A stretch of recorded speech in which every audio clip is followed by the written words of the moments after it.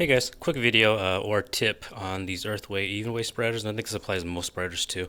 So from the factory, these are one-wheel drive. So you have your axle, your gearbox, and then your thrower plate, and usually one of the wheels will lock into the axle. And how they do that is through the rim. So the rim has a hole drilled into it, and they'll use a cotter pin.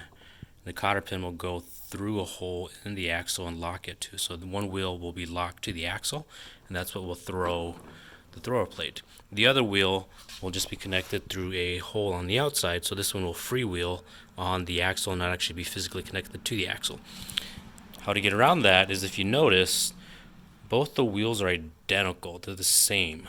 Again, this one is locked with the cotter pin just holding it into the axle, so this one isn't locked into the axle.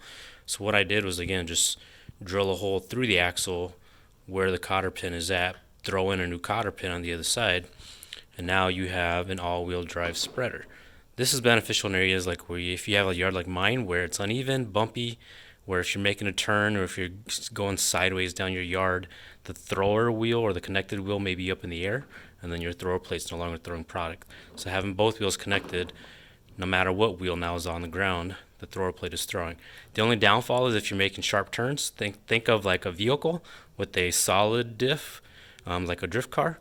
Both wheels are spinning it now, so if you're going through sharp turns, the inside wheel is going to want to jump while the outside wheel is trying to go at the same speed. Because you think about it, you're making a sharp turn, the inside wheel doesn't need to rotate as far as the outside wheel, so that's the only downfall.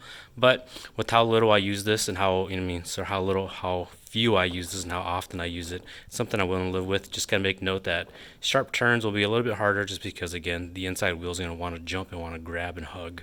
So something to think about. But quick and easy mod to have an all-wheel drive spreader. Thanks guys.